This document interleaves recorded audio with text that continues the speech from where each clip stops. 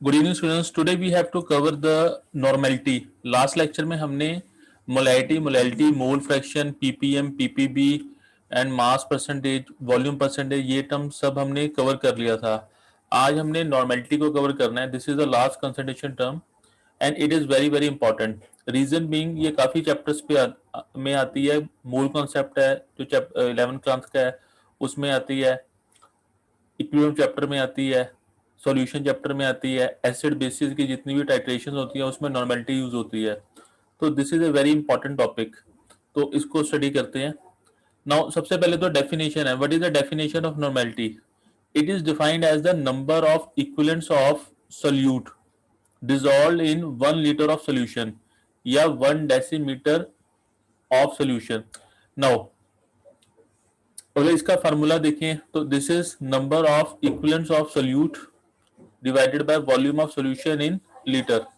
Now अगर इसको हम मोलैरिटी से कंपेयर करते हैं तो मोलैरिटी का फार्मूला क्या था? It was the number of moles of solute upon volume of solution in litre. यानी कि ऑलमोस्ट डेफिनेशन इज सेम। फर्क किस में आ गया? यहां पर जो मोल्स हैं वो इक्विवेलेंट से रिप्लेस हो गए।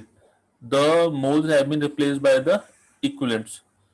तो this is a definition of normality. Now units क्या होगी? Equivalent upon L.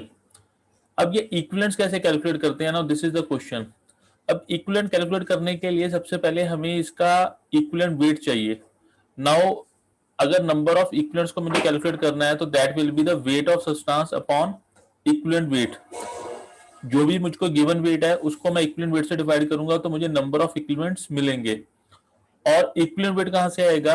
Equivalent weight का फार्मूला है molecular weight upon valency factor. यानी कि वेट ऑफ सब्सटेंस तो मुझे पता होगा, इक्विवेलेंट वेट मुझको निकालना होगा।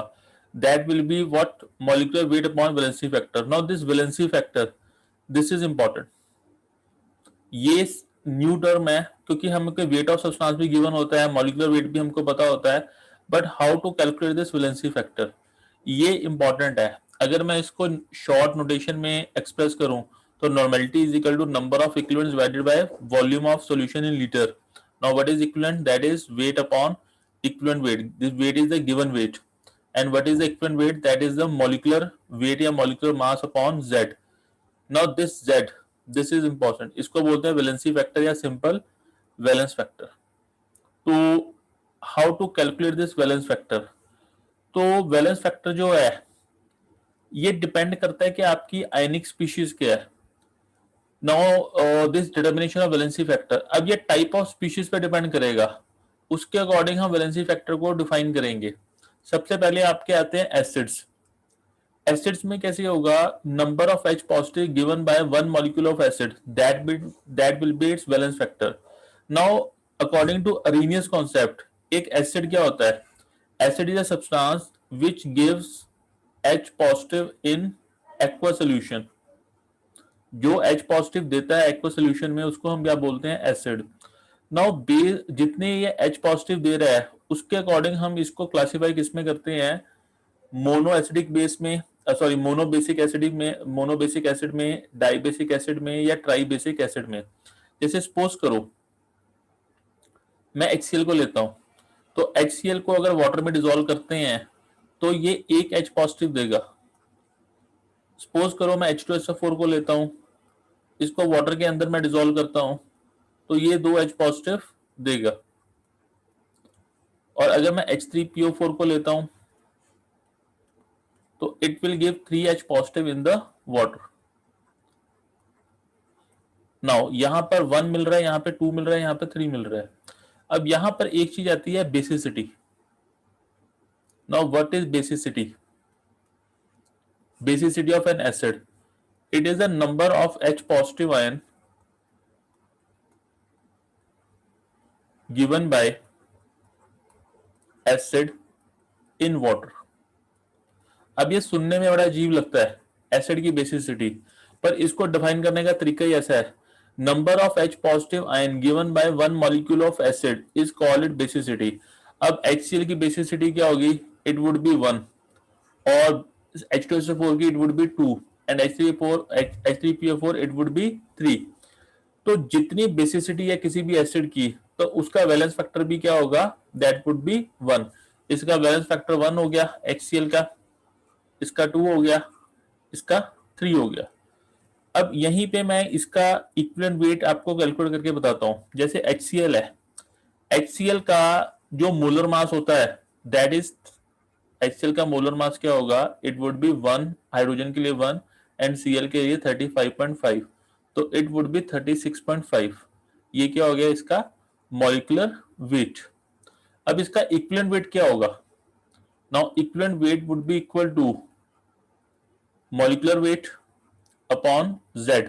नाउ Z HCl के लिए क्या हुआ 1, तो 36.5 divided by 1 that would be 36.5। यानी in the case of HCl जो इक्विवेलेंट वेट है और जो मॉलिक्यूलर वेट है वो दोनों सेम है, क्योंकि यहाँ पे वैलेंसी फैक्टर क्या आ गया 1, एक H पॉजिटिव दे रहा है, तो यहाँ पर जो मॉलिक्यूलर वेट होगा वही उसका इक्विवेलेंट वेट होगा। पर सपोज करो मैं बात करता हूँ H2SO4 की। अब H2SO4 के केस में जो H2SO4 का मॉलिक्यूलर वेट होता है दैट इज 98, वो मैं कैलकुलेट नहीं कर रहा बट इट इज 98। तो इसका इक्विवेलेंट वेट क्या होगा, now equivalent weight would be equal to molecular weight upon Z। अब इसके केस में मॉलिक्यूलर Z क्या वैल्यू है, Z इज 2, क्योंकि it is a dibasic acid. ये 2H पॉजिटिव दे रहा है, इसकी बेसिसिटी 2 है, तो इसका होगा 98 डिवाइडेड बाय 2 दैट इज 49।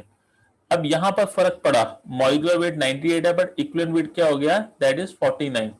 तो depending upon the basicity of N acid जो इक्विवेलेंट वेट होता है वो चेंज हो जाता है। ठीक है, HCl के केस में सेम रहेगा, H2SO4 के केस में इट वुड बी हाफ, और H3PO4 के केस में इट वुड बी 1/3। तो यहां पर एसिड के केस में जो बेसिसिटी होगी that will be the deciding factor, वो इसका वैलेंस फैक्टर होगा जो कि डिसाइड करेगा इक्विवेलेंट वेट। तो सबसे पहले तो आया एसिड का केस, देन फिर हम डिस्कस करते हैं बेसिस का केस। जस्ट 1 मिनट, इसको इरेज कर देते हैं। नाउ अब बेसिस का केस क्या होगा, that will be reverse of acids. Base के केसेस में क्या होता है, that is acidity. Now what is acidity, acidity is the number of OH negative ion given by one molecule. ये बिल्कुल रिवर्स है एज कंपेयर टू एसिड।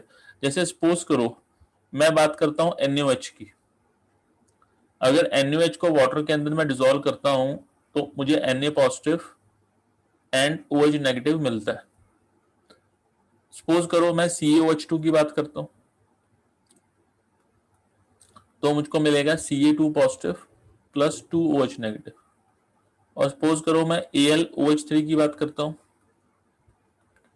तो मुझको मिलेगा Al3 positive plus 3OH negative. Now it is given 1, ये 1 ये OH negative 1 मिल रहा है, यहां पर OH नेगेटिव 2 मिल रहे हैं, यहां पर 3 मिल रहे हैं। तो इसकी एसिडिटी कितनी हुई 1, it is 2, it is 3। Now what would be equivalent weight, equivalent weight would be equal to molecular weight upon acidity in the case of base. Okay, तो NaOH के केस में इक्विवेलेंट वेट और molecular weight की value same रहेगी। CH2 के case में equivalent weight will be half of molecular weight, whereas in the case of AlOH3 it will be 1/3।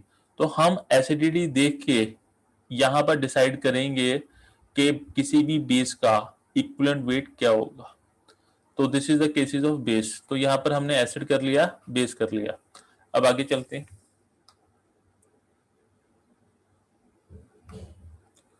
फिर third case आता है आपका सॉल्ट्स का। अब सॉल्ट्स बनते कैसे हैं, पहले तो आपको यह पता होना चाहिए, एसिड प्लस बेस मिलके क्या बनाते हैं, सॉल्ट्स प्लस वाटर रिलीज होता है।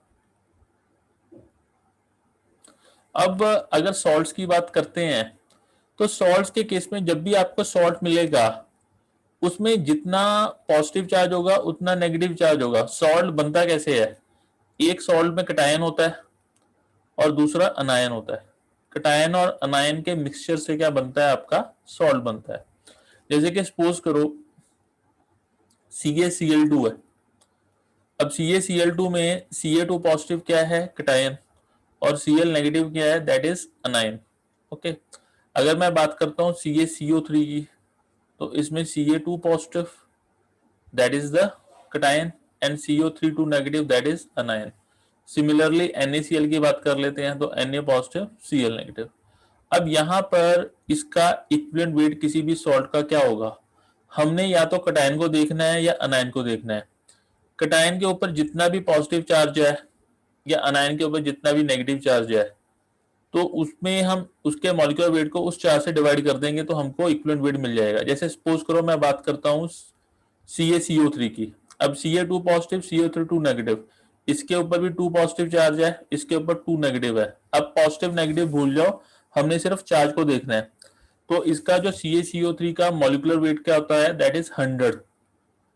तो इसका इक्विवेलेंट वेट क्या होगा, it would be equal to molecular weight upon charge. Charge चाहे कटायन पे या अनायन पे, बट लेना टोटल है। जैसे इस पे 2 पॉजिटिव है तो 100 डिवाइडेड बाय 2 कर दिया, तो दैट इज 50। अब यहाँ -2 का कोई मतलब नहीं है कि -2 से डिवाइड करके -50 निकालो। माइनस का यहाँ पे कोई सिग्निफिकेंस नहीं, हमने सिर्फ चार्ज देखना है। अब एक कंफ्यूजन क्रिएट होता है आपका, जैसे CaCl2 के केस में।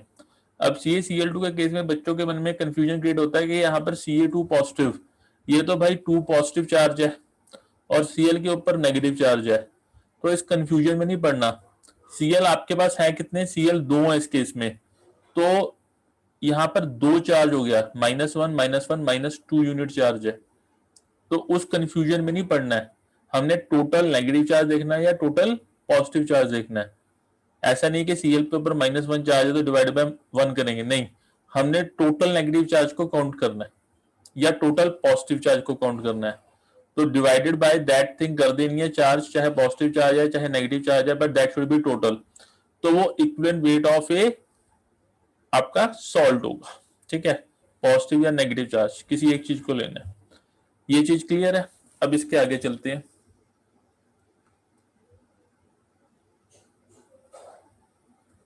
Then comes the ions.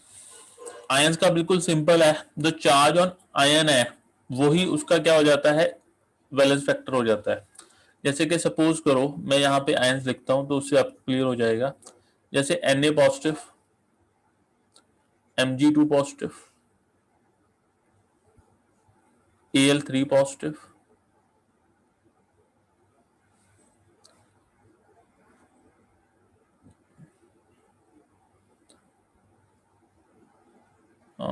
PO4 negative, PO4 negative लिख लेते हैं। ठीक है, ये हो गया Ca2 पॉजिटिव। सपोज करो ये मैंने लिखी है। ठीक है, एक मैं लिख लेता हूं K पॉजिटिव लिख लेता हूं। ठीक है, अब सपोज करो मैं इनकी बात करता हूं कि what is the valency factor. तो वैलेंसी फैक्टर कैसे डिसाइड करेंगे, जैसे Na पॉजिटिव है, Na पॉजिटिव का वैलेंस फैक्टर क्या होगा, दैट वुड बी 1। ठीक है, क्योंकि इस पे जो चार्ज है दैट इज 1। Mg2 पॉजिटिव का +2, Al3 पॉजिटिव का +3, ये अगर प्लस नहीं भी लगाओगे तो चल जाएगा। K पॉजिटिव के केस में 1, Ca2 पॉजिटिव केस में 2। अगर मैं बात करता हूं O2 नेगेटिव की, तो यहाँ पर 2, हालांकि चार्ज -2 है पर मैं 2 ही लिखूंगा। N3 नेगेटिव की बात करता हूं तो यहाँ पर 3। तो ये तो इसके ऊपर चार्जेस हैं। अगर मैं बात करता हूं इनके इक्विवेलेंट वेट की, तो अगर मैं बात करता हूं इनके इक्विवेलेंट वेट की, तो इसका मैं मोलर मास लिख, एटॉमिक मास क्या होगा या molecular weight, that would B 11। तो 11/1, यानी कि इक्विवेलेंट वेट और जो मॉलिक्यूलर वेट है that is same. But in the case of Mg2 positive, Mg2 positive का कितना होता है, दैट इज, सॉरी मैं गलत लिखे, यहाँ पे 11 नहीं आएगा। इसका जो एटॉमिक वेट होता है दैट इज 23। वो तो एटॉमिक नंबर होता है सोडियम का। तो 23/1 equivalent weight is equal to molecular weight, कोई फर्क नहीं। पर मैं Mg2 पॉजिटिव की बात करता हूं तो इसका जो मॉलिक्यूलर वेट होता है that is 24। 24 divided by 2 that is 12। तो यहां पर ये फर्क पड़ गया, ये इसका मॉलिक्यूलर वेट है, ये इसका इक्विवेलेंट वेट है। तो equivalent weight is half of molecular weight. और अगर बात करता हूं एल्यूमिनियम की तो 27/3 दैट इज 9, तो equivalent weight that is 9। In the case of Ca2 positive 40 divided by 2, 40 is the atomic weight, तो 40 divided by 2 that is 20, तो यहां पर ये फर्क पड़ गया। Similarly in the case of O2 negative, इसमें O2 नेगेटिव तो यहां पर 16 होता है इसका एटॉमिक मास, डिवाइडेड बाय 2 किया तो that is 8। In the case of nitrogen it is 14 होता है इसका atomic mass, 14 divided by 3। Okay, तो इस तरीके से करना है। अब यहां पर एक क्वेश्चन आता है, मैंने PO43 नेगेटिव को छोड़ा है। नो, जो PO43 नेगेटिव है इसके केस में क्या क्या होगा? देखो, ये एक आयन तो जरूर है पर it is not ion of an element. ये एलिमेंट का नहीं है, किसी किस्म का कंपाउंड का है। तो इसको इस ढंग से नहीं करते हैं, मतलब इसको मैं इस ढंग से नहीं करूंगा कि फास्फोरस का मैंने एटॉमिक मास पता कर लिया, ऑक्सीजन का एटॉमिक मास पता कर लिया और उन दोनों को ऐड करके डिवाइडेड बाय 3 किया। वो इस केस में नहीं चलता। जो किसी कंपाउंड फॉर्म में है, मतलब कोई ऐसा अनायन है, कटायन है जिसमें एक से ज्यादा एलिमेंट प्रेजेंट है, तो उसके डिवाइड बाय चार्ज नहीं करना है, वो उसका इस ढंग से कैलकुलेट नहीं करता है। उसका हम रिडॉक्स रिएक्शन में किसी और ढंग से कैलकुलेट करते हैं, पर ऐसे हम कैलकुलेट नहीं करते इसको। ठीक है, तो यहां पर आयंस का भी हमने कैलकुलेट कर लिया। उसके बाद में लास्ट है आपका ऑक्सीडाइजिंग या reducing agent, number of electron lost और gain during the reaction. Now यहां पर रिडॉक्स रिएक्शन का एक पार्ट यूज होता है। अब रिडॉक्स रिएक्शन का यूज कहां पर होगा कि जैसे सपोज करो एक रिएक्शन है, एक रिएक्शन लिखते हैं यहां पर,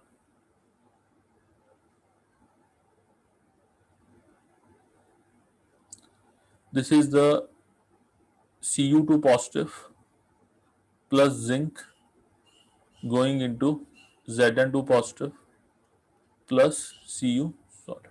ये एक बेसिक आपकी रिएक्शन है जो हमने की हुई है, that is in the redox reaction +1 में। तो इसमें होता क्या है, जो जिंक सॉलिड है it is losing 2 electron and getting converted into Zn2 positive with liberation of 2 electron, and Cu2 positive aqueous it is gaining 2 electron and getting converted into Cu solid। तो overall हुआ क्या, reaction बन गई Zn solid plus Cu2 positive aqueous going into Zn2 positive plus Cu solid। Now अब यहां पर है क्या कि यहाँ पे नंबर ऑफ इलेक्ट्रॉन लॉस या गेन ड्यूरिंग रिएक्शन कितने हो रहे हैं, दैट इज 2। तो यहाँ पर इक्विवेलेंट वेट क्या होगा, अगर Cu2 पॉजिटिव का चाहिए तो डिवाइडेड बाय 2 कर देंगे, हालांकि वो यहाँ पर भी नजर आ रहा है। तो this is one of the method. इसका एक बेटर एग्जांपल आपको समझाता हूँ, ये तो चलो अंडरस्टैंडिंग के लिए हो गया कि यहाँ पर Zn solid is losing 2 electron and Cu2 positive aqueous is gaining 2 electron. तो अगर मुझे इक्विवेलेंट वेट कैलकुलेट करना है तो इसको डिवाइडेड बाय 2 कर दिया, इसको डिवाइडेड बाय 2 कर दिया, तो उस ढंग से मैं इक्विवेलेंट वेट को कैलकुलेट कर सकता हूँ। बट सपोज करो एक मैं दूसरी रिएक्शन लेता हूँ, उससे ज्यादा क्लियर होगा। सपोज करो मैं एक रिएक्शन ले रहा हूं, देखो बड़ी इंटरेस्टिंग रिएक्शन है। अब सपोज करो मैं यहां पे एक ये रिएक्शन लिया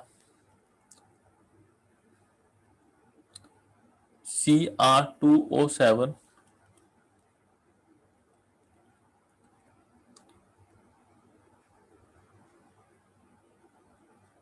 2 negative plus Fe2 positive plus H positive going into Cr3 positive plus Fe3 positive. Now this is the reaction. अब ये रिएक्शन को पहले तो हमको बैलेंस करना पड़ेगा, ठीक है। जब भी इसको पूरी हम बैलेंसिंग करेंगे तो उसमें हमें ये पता चलता है कि यहां पर 6 इलेक्ट्रॉन्स का क्या हो रहा है, एक्सचेंज हो रहा है। ओके, ये जो है 6 इलेक्ट्रॉन्स गेन करके it is getting converted into, ये 6 इलेक्ट्रॉन गेन करके Cr3 पॉजिटिव में जा रहा है और Fe2 पॉजिटिव जो है वो 6 इलेक्ट्रॉन को लूज कर रहा है, तो यानी it is gaining 6 electron and it is losing 6 electron. तो यहां पर जो इसका इक्विवेलेंट वेट होगा वो क्या होगा, equivalent weight that will be equal to molecular weight किसका, Cr2O7 2 नेगेटिव का मॉलिक्यूलर वेट डिवाइडेड बाय 6। तो इस ढंग से हम इसको कैलकुलेट करते हैं। ये डी ब्लॉक जब करेंगे तब आएगा, बट इसका एक मतलब सीधा तरीका यह है कि जो जैसे ये स्पीशीज है Cr2O7, इसको बोलते हैं पोटेशियम डाइक्रोमेट, पोटेशियम लगाया नहीं है, this is called dichromate ion. It is gaining 6 electrons, ये स्पीशीज 6 इलेक्ट्रॉन गेन करके Cr3 पॉजिटिव में जा रही है। तो अगर मुझे इसका इक्विवेलेंट वेट चाहिए तो इक्विवेलेंट वेट क्या होगा, molecular weight of Cr2O7 2 negative divided by 6 because this species is gaining the 6 electron. तो उस तरीके से नंबर ऑफ इलेक्ट्रॉन लॉस या gain during the reaction that will be the valence factor of that species. तो इस तरीके से हमने इसको करना है। अब जब हम इलेक्ट्रोकेमिस्ट्री चैप्टर करेंगे, डी ब्लॉक करेंगे, तब ये अगेन एंड अगेन क्वेश्चन आएंगे, इलेक्ट्रोकेमिस्ट्री में भी आएंगे, तब हम इसको करेंगे। तो ये आपका जो अभी एक दो क्वेश्चन करवाऊंगा तब आपको बताऊंगा कि कैसे इसको हम कैलकुलेट करते हैं। क्वेश्चंस करके ही ये चीज समझ में आएगी। ये तो इसकी थ्योरेटिकल कॉन्सेप्ट मैंने आपको बता दिया, जब इसके न्यूमेरिकल पार्ट करेंगे तब आपको ज्यादा समझ में आएगा। फिर उसके बाद जो डिसएडवांटेज नॉर्मेलिटी क्या है, normality contains volume in denominator, so it is also temperature dependent. जैसे मोलैरिटी का मैंने बताया था कि वॉल्यूम डिनोमिनेटर में होता है तो मोलैरिटी चेंज होती है because volume is temperature dependent. Similarly normality में भी डिनोमिनेटर में वॉल्यूम आता है, so it is temperature dependent. फिर उसके बाद एक बड़ा इंपॉर्टेंट आता है ये रिलेशन, जो कि अगेन एंड अगेन यूज होता है, normality is equal to molarity into valence factor. ये बहुत इंपॉर्टेंट है, normality is equal to molarity into valence factor. सीधा इसको लिखते हैं N is equal to M into valence factor. अगर आपको मोलैरिटी पता है, वैलेंस फैक्टर पता है, तो आप उससे नॉर्मेलिटी को कैलकुलेट कर सकते हो। और इसको ड्राइव भी किया जा सकता है, ड्राइव मैं आपको करके दिखाता हूं, देखिए।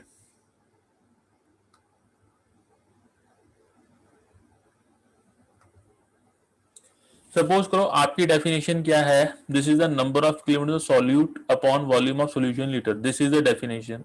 ओके, अब मैं इसके आगे लिख रहा हूं,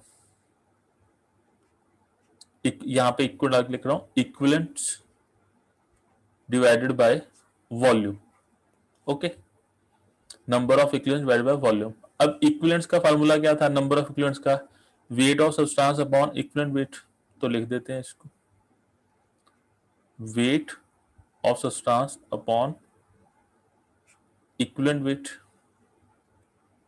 ठीक है, इनटू वॉल्यूम हो जाएगा, क्योंकि जब वेट अपॉन इक्विवेलेंट वेट करूंगा तो इनटू वॉल्यूम हो गया। Now what is the formula of equivalent weight, that is molecular weight upon valency factor. अब इसको लिखते हैं, W is equal to molecular weight upon valence factor volume. अब ये वैलेंस फैक्टर ऊपर चला जाएगा, तो W upon molecular weight into volume into Z। Now weight upon molecular weight क्या होगा, what would be this thing. मैं यहां पे लिख रहा हूं मॉलिक्यूलर, मैं दोबारा लिख रहा हूं, N is equal to weight upon molecular weight into Z upon volume. Now weight upon molecular weight क्या होगा, that will be the number of moles, नहीं, number of moles upon volume into Z। Now number of moles upon volume, ये in litre, ये क्या होता है, that is molarity. तो N is equal to capital M into, आ गया relation, this is okay. ये क्लियर है।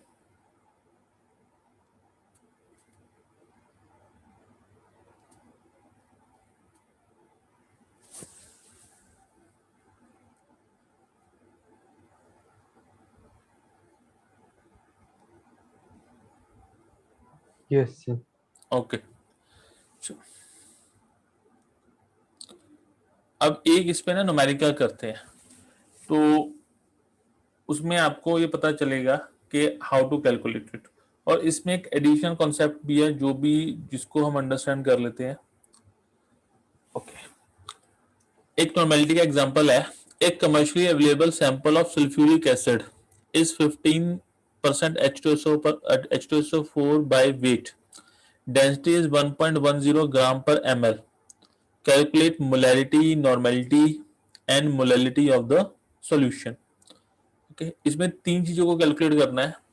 आपको एक सल्फ्यूरिक एसिड का सैंपल गिवन है कि आपके पास में एक सल्फ्यूरिक एसिड है, दैट इज गिवन। ओके, वो है क्या? That is 15% H2SO4 by weight. ठीक है, ओके, ये बाय वेट है। डेंसिटी इसकी दी गई है सॉल्यूशन की, डेंसिटी क्या दी गई है? दैट इज 1.10 ग्राम पर ML. This is the density of solution. इसकी मोलैलिटी कैलकुलेट करनी है, नॉर्मेलिटी कैलकुलेट करनी है और molality of the solution calculate करनी है। अब इस स्टेटमेंट को मैं 2-3 बार अच्छी तरह रीड करता हूँ। मोलैलिटी, नॉर्मेलिटी और मोलैलिटी हमको कैलकुलेट करनी है। पहले मैं मोलैलिटी कैलकुलेट नहीं करूंगा, पहले मैं मोलैलिटी कैलकुलेट करूंगा, उसका कुछ रीजन है। ठीक है, फिर मैं मोलैलिटी कैलकुलेट करता हूँ। सबसे पहले तो मोलैलिटी को कैलकुलेट करते हैं।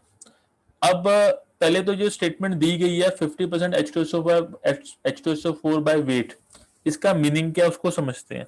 उसका मतलब ये है कि अगर टोटल मास ऑफ सॉल्यूशन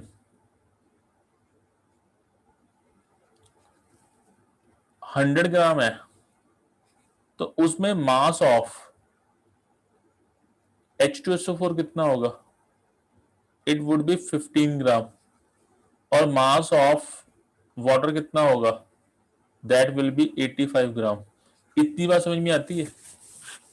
जो ये सॉल्यूशन H2SO4, इसमें कहीं लिखा नहीं हुआ ये एक्वा सॉल्यूशन है, पर इट इज अंडरस्टैंडेबल। मैंने आपको ये चीज बताई थी कि अगर आपको ये चीज गिवन नहीं है कि व्हाट इज द सॉल्वेंट, तो सॉल्वेंट इज ऑलवेज वाटर। ठीक है, और H2SO4 क्या है? उसमें एज ए सोल्यूट काम कर रहा है। और 15% H2SO4 दिया है बाय वेट, इसका मतलब अगर मास ऑफ सोल्यूशन 100 ग्राम है तो उसमें मास ऑफ H2SO4 जो एज ए सोल्यूट काम कर रहा है that is 15 gram and mass of water that is 85 ग्राम। इतनी चीज क्लियर होनी चाहिए। This is okay. नाउ अब मोलर मास ऑफ H2SO4 कितना होगा वो आपको पता होना चाहिए। Molar mass of H2SO4 that is 98 ग्राम। अब ये मैं तो लिख दिया, पर आपको कि ये कैसे है, तो उसके पीछे रीजन ये है कि अगर इसका मोलर मास कैलकुलेट करना है तो हाइड्रोजन का होता है 1, तो 1 इंटू 2 प्लस सल्फर का होता है 32, एक ही है तो 32 लिख लिया।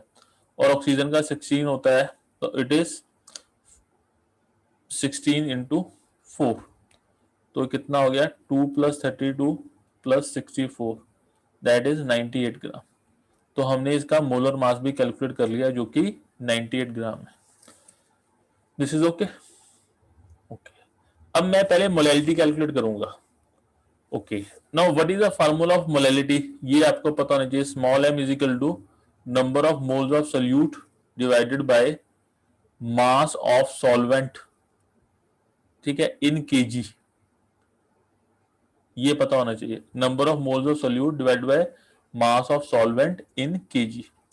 अब number of moles of solute तो गिवन ही नहीं है, पर मुझे ये तो पता है कि 100 ग्राम में 15 ग्राम H2SO4 का मास है और मोलर मास ऑफ H2SO4 भी पता है। तो मैं number of moles of H2SO4 calculate कर सकता हूं। वो कैसे? गिवन मास कितना है? 15 डिवाइडेड बाय मोलर मास। ये गिवन मास हो गया उसका, this is the given mass, और ये that is the molar mass of H2SO4। तो ये नंबर ऑफ मोल्स आगे H2SO4 के। This is okay.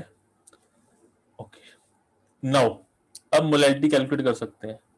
Now molality will be equal to number of moles of H2SO4 divided by mass of solvent in KG. तो it is 15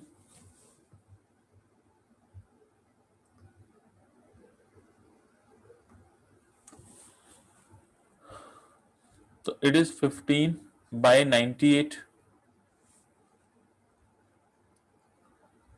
okay divided by now weight of solvent कितना है weight of solvent is 15 ग्राम 85 ग्राम तो 85 पर इसको हमने किस में लेना है केजी में लेना है तो it will be divided by 1000 तो it would be equal to 15 upon 98 into 85 और 1000 ऊपर चला जाएगा a by B divided by C by D तो a into D divided by B into C तो ये सारा हम कैलकुलेट करेंगे तो यहां पर जो हमारी मोलैलिटी आएगी it would B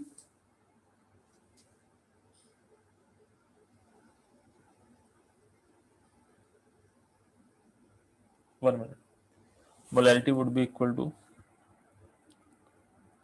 15 into 1000 divided by 95 into 85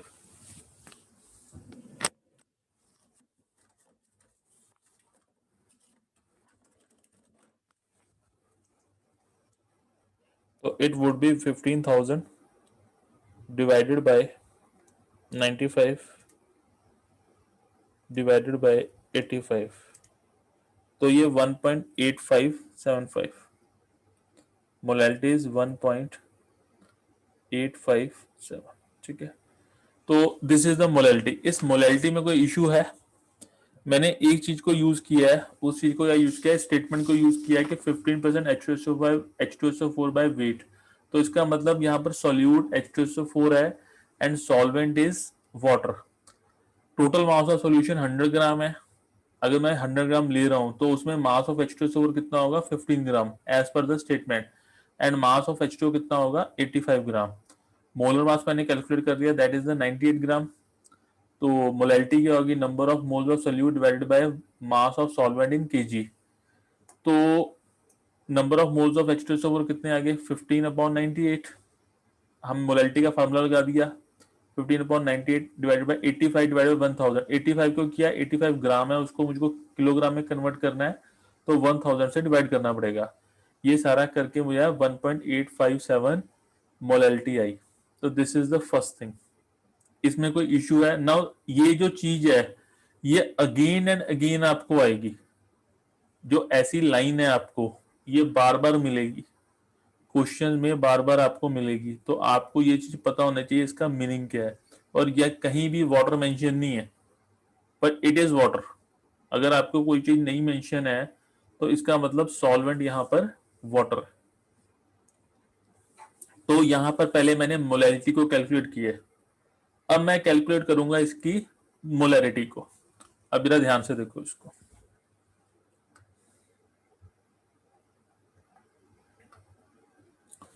अब हम कैलकुलेट करेंगे मोलैरिटी अब मोलैरिटी का जो फार्मूला होता है that is the number of moles of solute divided by volume of solution in litre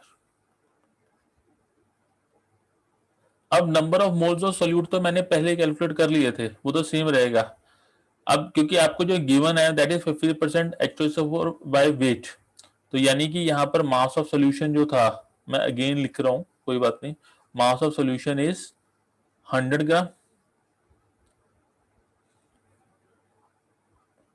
उसमें मास of H2SO4 that is 15 gram and mass of H2O is 85 ग्राम तो यहाँ पे number of moles of H2SO4 आ जाएंगे that is 15 divided by 98 जो उसका molar mass है जो मैंने अभी कैलकुलेट किया था मैं अगेन उसको कैलकुलेट नहीं कर रहा तो ये वाली चीज तो मुझको मिल गई अब volume of solution in litre चाहिए कैसे करेंगे मुझे ये पता है कि जो डेंसिटी होती है ठीक है उसका फार्मूला क्या होता है that is given mass divided by volume अब मुझको डेंसिटी तो गिवन है सॉल्यूशन की डेंसिटी ऑफ सॉल्यूशन गिवन है और उसका मास भी पता है, मैं 100 ग्राम ले लेता हूँ कि 100 ग्राम का डेंसिटी तो सेम ही रहेगी, चाहे 100 ग्राम की लो चाहे 1000 की लो, जितने मर्जी की लूँ डेंसिटी विल बी सेम। ठीक है, अब 100 ग्राम का जो मास है, जो 100 ग्राम मास ऑफ सोल्यूशन है, उसका वॉल्यूम कितना होगा वो मैं इस डेंसिटी मुझे दी गई है तो इस फार्मूले से पता लगा सकता हूँ। डेंसिटी कितनी है, density is 1.10, given mass is 100, तो वॉल्यूम मैं पता लगा सकता हूँ, volume would be equal to 100 upon 1.10, पर आंसर किस में आएगा, it would be in the millilitre, reason being density आपकी 1.10 ग्राम पर ml है, तो ये वॉल्यूम 100 अपॉन 1.10 ml होगा। तो मुझको वॉल्यूम भी मिल गया। देखो 100 ग्राम जो मास ऑफ सोल्यूशन है उसमें मेरे H2SO4 कितना है 15 ग्राम, मॉलिक्यूलर वेट कितना है उसका 98, मोलर मास इज 98, तो number of moles of H2SO4 कितने आ गए 15 अपॉन 98, जो कि 100 ग्राम सॉल्यूशन में है, और उस 100 ग्राम सॉल्यूशन का वॉल्यूम कितना है 100 अपॉन 1.10, जो डेंसिटी का यूज करके मैंने पता लगा लिया। तो अब मोलैरिटी का फार्मूला बिल्कुल सिंपल है। मोलैरिटी का फार्मूला क्या होगा, इट वुड बी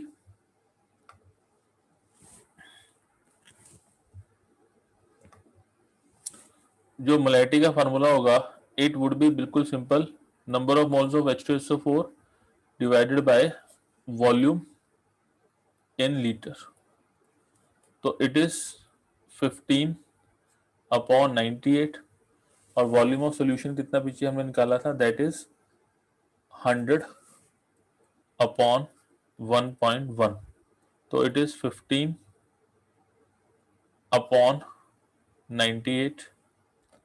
अब यहां पर एक चीज की गड़बड़ होगी, ठीक है, उसको अभी करेक्ट कर लेते हैं। ये जो आया आपका ml में आया, this is in the ml, अगर मुझको उसको लीटर में कन्वर्ट करना है तो वो क्या होगा, लीटर में कन्वर्ट करना है तो इसको मुझको 1000 से डिवाइड करना पड़ेगा, क्योंकि मुझको लीटर में चाहिए, ml में काम नहीं चलेगा। तो यहां पे इसको 1000 से भी मल्टीप्लाई करना पड़ेगा, तो 98 इंटू 100 और ऊपर 1.1 इंटू 1000। ठीक है, तो ये सारा हमने किया, तो मोलैरिटी कितनी आ गई, molarity comes out to be 1.68।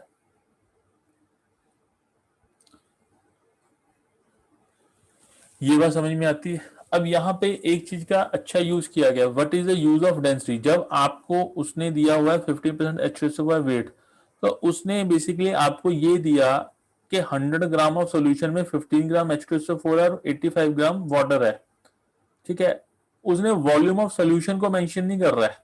अब वॉल्यूम ऑफ सोल्यूशन अगर हमने निकालना है तो हमें उसकी डेंसिटी चाहिए, डेंसिटी उसने दे दी, तो यानी डेंसिटी का यूज करके मैं वॉल्यूम ऑफ सोल्यूशन निकालूंगा, उससे मेरा काम चलेगा। नॉर्मली कई लोगों के दिमाग में आता है ये तो वाटर है तो इसकी डेंसिटी तो 1 ग्राम पर ml होगी, दैट इज रॉन्ग। 1 ग्राम पर ml वाटर, जो प्योर वाटर होता है उसकी डेंसिटी होती है। ठीक है, तो ये वाली समझ में आती है, ये वाली कैलकुलेशन, दिस इज ओके।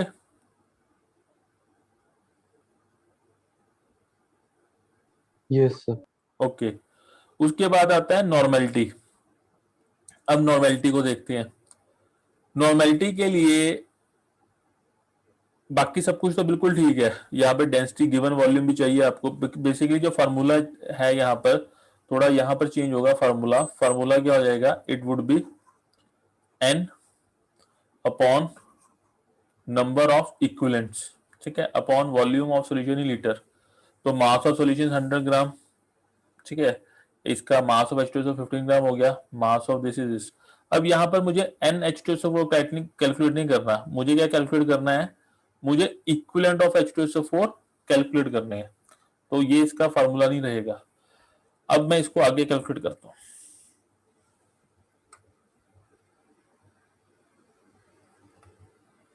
देखो, अगर मुझको इक्विवेलेंट ऑफ H2SO4 कैलकुलेट करना है तब मुझको क्या करना पड़ेगा, मुझे given mass upon gram equivalent weight या इक्विवेलेंट वेट से उसको डिवाइड करना पड़ेगा। नाउ इक्विवेलेंट वेट क्या होगा, equivalent weight will be equal to molecular weight divided by valence factor. अब H2SO4 की नेचर आपको पता होनी चाहिए, it is a dibasic acid. ये डाइबेसिक एसिड होता है, 2H पॉजिटिव रिलीज करता है। तो मॉलिक्यूलर वेट कितना है इसका 98, जो पहले पीछे कैलकुलेट किया था, और बैलेंस फैक्टर कितना है 2। तो क्योंकि ये डाइबेसिक एसिड है तो 49 आ गया। तो इक्विवेलेंट वेट कितना आ गया आपका 49। तो इक्विवेलेंट ऑफ H2SO4 कितने आ गए, it comes out to be, given mass कितना है, दैट इज 15 डिवाइडेड बाय 49। ये क्या आ गए इसके ग्राम इक्विवेलेंट्स या number of equivalents. Now normality क्या होगी, it would be equal to equivalents divided by volume of solution in litre. Okay, तो इट विल बी 15 अपॉन 49, ठीक है, डिवाइडेड बाय पीछे कितना कैलकुलेट 100 अपॉन 1.1 इंटू 1000। तो ये सारा करके कितनी वैल्यू आई, दैट इज 3.36 एन। पीछे हमारी जो मोलैरिटी आई थी इट वाज 1.68, ठीक है, मोलैरिटी जो थी दैट वाज 1.68। मैं सीधा इसको 2 से मल्टीप्लाई भी कर सकता था, क्योंकि अगर मुझे बैलेंस फैक्टर पता है तो सीधा 2 से मल्टीप्लाई कर सकता था, तो आंसर वुड बी 3.36 एन। पर मैंने पूरा इसको कैलकुलेट किया, ठीक है, वैसे भी कर सकते थे, ये सिर्फ क्रॉस चेक करने के लिए किया है कि हमारा आंसर सेम आ रहा है, that is coming same. So this is the question, अच्छा क्वेश्चन था। और ऐसे जो क्वेश्चंस हैं वो नंबर ऑफ क्वेश्चंस हैं, खासकर डेंसिटी गिवन होती है आपको, ओके, तो उससे आपको क्या कैलकुलेट करना होता है, molarity then normality. This example is clear, क्योंकि ऐसे न्यूमरस एग्जांपल आपको असाइनमेंट में मिलेंगे जो कंपटीशन में क्वेश्चंस आए हुए हैं। So this is okay.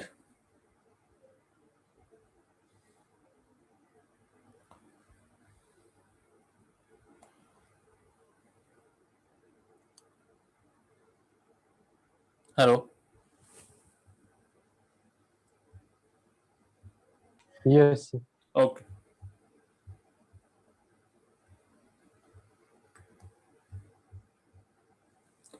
चलो, now comes the next topic.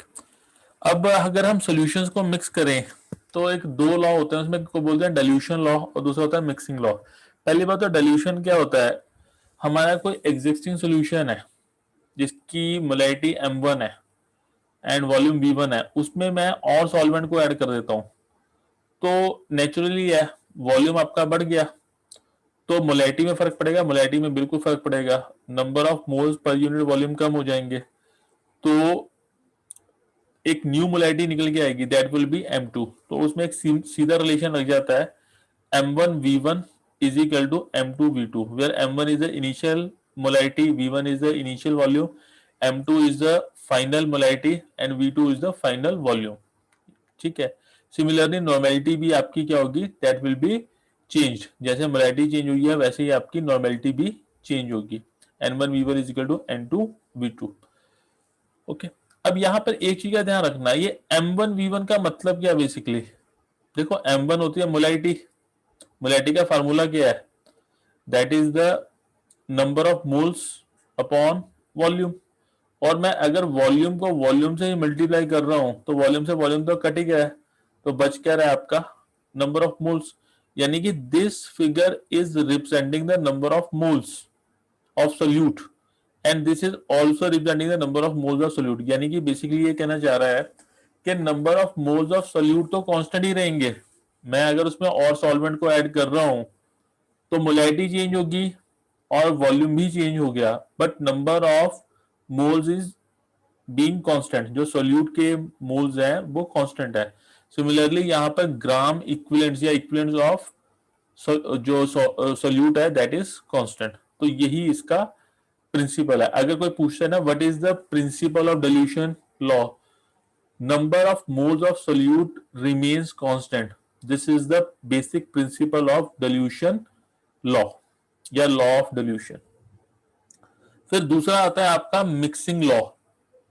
Now what is mixing law, एक आपका जो है सॉल्यूशन है जिसकी मोलैरिटी m1 है और वॉल्यूम v1 है, एक दूसरा है जिसकी मोलैरिटी m2 है और V2 इज द वॉल्यूम, ठीक है। एक तीसरा भी हो सकता है, इन सबको मैंने कंबाइन कर दिया, तो सपोज करो एक बॉक्स में एक कंटेनर में कर दिया, तो अब क्या होगा देखो, एक इसकी नेट क्या होगा, m होगा, कोई मोलैरिटी इसकी m आ गई, m फाइनल, और इसका वॉल्यूम क्या होगा, that will B v1 plus v2 plus v3, क्योंकि सारे वॉल्यूम तो ऐड हो जाएंगे। अब रिलेशन क्या होगा, मैंने आपको बताया कि नंबर ऑफ मोल्स तो हमेशा कांस्टेंट ही रहने हैं, नंबर ऑफ मोल्स में कोई चेंज नहीं आ रहा है, क्योंकि मैं तो सिर्फ मिला रहा हूँ सॉल्यूशंस को, न्यू सॉल्यूशन का वॉल्यूम ऐड अप होगा, तो नंबर ऑफ मोल्स तो कांस्टेंट ही रहने हैं। तो it would be equal to m1 plus sorry m1 v1 plus m2 v2, ठीक है, up to mn vn will be equal to m final v1 plus v2 plus v3। तो आपका m final क्या होगा, m1 v1 plus m2 v2 this divided by v1 plus v2, ठीक है, up to n तक। Similarly आपकी जो n final होगा वो भी ऐसा ही होगा, n1 v1 plus n2 v2 plus this divided by v1 plus v2, मतलब जितने भी आपकी नॉर्मेलिटीज हैं, नॉर्मेलिटीज और जो वॉल्यूम का प्रोडक्ट है वो एडअप हो जाएगा divided by total volume of the solution. Okay, but यहाँ पे एक चीज का ध्यान रखना, इन द केस यहाँ पे जो नेचर होनी चाहिए दैट शुड बी सेम। कहने का मतलब यह है कि अगर एसिड्स हैं तो दोनों एसिड्स होने चाहिए, अगर बेसिस हैं तो बेसिस ही होनी चाहिए, एक टाइप का सॉल्ट होना चाहिए। बट यहाँ पे एक कॉन्ट्रडिक्शन आती है, वो कॉन्ट्रडिक्शन क्या है, अगर नेचर सेम नहीं है, if the nature is different, तब क्या प्रॉब्लम आएगी, तब प्रॉब्लम ये आएगी, तब न्यूट्रलाइजेशन होनी स्टार्ट हो जाएगी। क्या मतलब है इसका, देखो सपोज करो आपने HCl के अंदर HCl मिलाया, आपके पास में HCl है और HCl है, आपको नेट तो HCl ही मिलेगा, ठीक है, क्योंकि दोनों एडअप हो जाएंगे। सपोज करो ये आपने इसकी मोलैरिटी 2m है और वॉल्यूम 1 लीटर है, ये HCl की 3m है और वॉल्यूम 2 लीटर है। अब जो फाइनल आपको मिलेगा HCl, उसका वॉल्यूम कितना हो गया, 3 लीटर, ओके, और मोलैरिटी जो होगी वो हम कैलकुलेट कर सकते हैं, चलो जो भी m फाइनल है। ओके, यहां पर मोल्स कैंसिल नहीं हो सकते क्योंकि दोनों एडअप हो रहे हैं। बट सपोज करो अगर मैं ये रिएक्शन ले रहा हूं HCl प्लस NaOH, नाउ यहां पर इश्यू क्रिएट होगा, क्यों, HCl एसिड होता है और NaOH क्या होता है, बेस होता है, तो ये एक दूसरे को न्यूट्रलाइज करके क्या करते हैं, वाटर बनाते हैं, H2O प्लस NaCl। अब यहां पर क्या होगा, यहां पर मैटर करेगा कि आपके जो नंबर ऑफ इक्विवेलेंट्स हैं, ओके, वो एक दूसरे को कैंसिल करेंगे, जो मोल्स होंगे वो डिक्रीज कर जाएंगे, because acid will neutralise the base. और ये नॉर्मली हम क्या करते हैं, इसको हम नॉर्मेलिटी में डील करते हैं, मोलैरिटी में डील नहीं करते। सपोज करो इसकी नॉर्मेलिटी N1 है और वॉल्यूम क्या है V1, और इसकी N2 है नॉर्मेलिटी और वॉल्यूम क्या है V2। अब जो नेट वॉल्यूम मिलेगा वो तो आपको V1 प्लस V2 मिलेगा, दोनों वॉल्यूम ऐड हो जाएंगे, ओके। और यहां पर N फाइनल होगी, N फाइनल। अब ये जो N फाइनल होगा और इसमें क्या रिलेशन होगा, N final will be equal to V1 plus V2 is equal to N2 into V2 minus N1 into V1। ये माइनस होगा, रीजन बीइंग ये दोनों एक दूसरे के अपोजिट है, एक दूसरे को काटेंगे। सपोज कर लो N2 V2 HCl से ज्यादा है, तो N2 V2 के कुछ इक्विवेलेंट्स जो होंगे, ग्राम इक्विवेलेंट्स, वो इसको पूरी तरीके से खत्म करेंगे। यानी कि जब एक दूसरे से मिलेंगे कुछ ना कुछ H पॉजिटिव खत्म होगा, कुछ OH नेगेटिव खत्म होगा, क्योंकि बेसिकली यहाँ पर H पॉजिटिव और OH नेगेटिव मिलकर H2 बना रहे हैं, तो कुछ यहाँ से H पॉजिटिव खत्म हो रहा है, कुछ यहाँ से OH नेगेटिव खत्म हो रहा है, इसको बोलते हैं neutralization. Acid will neutralise the base या base will acid neutralize the acid. तो कुछ H पॉजिटिव खत्म हुआ, कुछ OH नेगेटिव खत्म हो गया। सपोज करो N2 V2 का जो प्रोडक्ट है वो N1 V1 से ज्यादा है, तो जितना N1 V1 था वो सारे का सारा खत्म हो गया, ओके, N1 V1 सारे का सारा खत्म हो गया, तो बचेगा क्या, N2 V2 minus N1 V1, ठीक है। तो फाइनल नॉर्मेलिटी क्या होगी, it will be N F multiply by V1 plus V2। तो यहां से आप फाइनल नॉर्मेलिटी कैलकुलेट करोगे।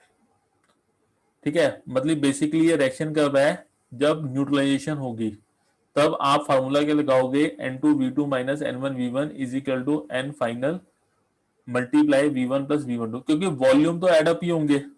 यहाँ पर H पॉजिटिव या OH नेगेटिव जो है वो ही आपस में एक दूसरे को न्यूट्रलाइज करेंगे, अदरवाइज जो वॉल्यूम है they will always get added up, वो हमेशा ऐड ही होंगे। ये इतना समझ में आती है। ये जो नॉर्मेलिटी आपको लास्ट बताया है कि in the case of neutralisation reaction जो इक्विवेलेंट्स होते हैं वो एक दूसरे को न्यूट्रलाइज करते हैं, ये बात समझ में आती है।